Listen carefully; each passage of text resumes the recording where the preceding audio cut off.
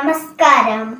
ഇന്ന് ഒക്ടോബർ 2 ഗാന്ധി ജയന്തി, അന്താരാഷ്ട്ര അഹിംസാ ദിനം. സ്വന്തം ജീവിതത്തെ സന്ദേശമാക്കുകയും മറുവശത്ത് ആ സന്ദേശത്തെ സ്വന്തം ജീവിതമാക്കുകയും ചെയ്ത അത്ഭുത പ്രതിഭാസമാണ് ഗാന്ധിജി. 100 വർഷത്തെ അടിച്ചമർത്തികൾക്ക് ഒടുവിൽ നമ്മൾ സ്വതന്ത്ര ഭാരതീയരായി മാറിയത് സത്യവും അഹിംസയും മാത്രം നിറഞ്ഞ ഒരു യാത്രയിലൂടെയാണ്.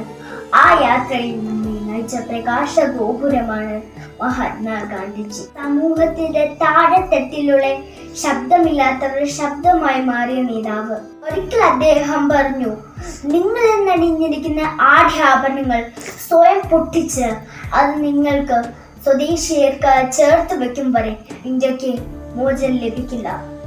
കർഷകരിൽ അവരുടെ കഠിനാധ്വാനത്തിന്റെ ഗുണഫലത്തിന്റെ ഭൂരിഭാഗമോ നമ്മൾ കൈക്കലാക്കാൻ മറ്റുള്ളവരെ അനുവദിക്കുകയോ ചെയ്യുകയാണെങ്കിൽ നമ്മളിൽ സ്വയം ഭരണത്തിന്റെ വീര്യമുണ്ടാവുകയില്ല.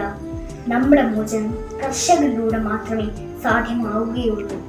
മറ്റു ദേശീയ നേതാക്കൾ ഔപചാരിക വേഷങ്ങൾ ധരിച്ചപ്പോൾ അരവസ്ത്രമോ ഒരു അരധോത്തിയോ ധരിച്ചുകൊണ്ടാണ് ഗാന്ധിജി ജനങ്ങൾക്കിടയിലേക്ക് ഇറങ്ങി ചെന്നത്. അദ്ദേഹം തന്റെ വസ്ത്രത്തിലൂടെ തരംതിരിച്ചറിയ വിഭാഗങ്ങളിലെ ജീവിതത്തിനെ ജനകീയ കഴിക്കുകയായിരുന്നു. അവരെ ലോകത്തിന് മുമ്പിൽ പുനഃപ്രതിഷ്ഠിക്കുകയായിരുന്നു.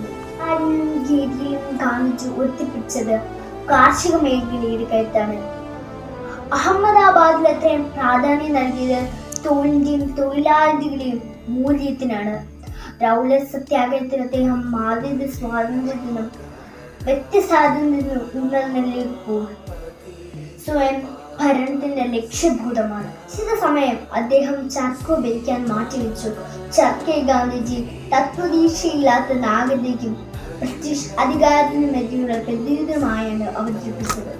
ഇന്ത്യയിൽ ജനിച്ച് ലോകം മുഴുവൻ പ്രകാശം പറ്റിയ നമ്മുടെ രാഷ്ട്രപിതാവ് മഹാത്മാഗാന്ധിജി നിർമ്മലമായ സ്നേഹത്താൽ ഒന്നും നേടാൻ ആവാത്തതൊന്നുമില്ലെന്ന് നമ്മോട് വിളിച്ചു പറഞ്ഞ ബാപ്പുജിയുടെ ഈ ദിനത്തിൽ എനിക്ക് നിങ്ങളെ ഓർമ്മിപ്പിക്കാനുള്ളത് അദ്ദേഹത്തിൻ്റെ ഒരു വാചകമാണ്.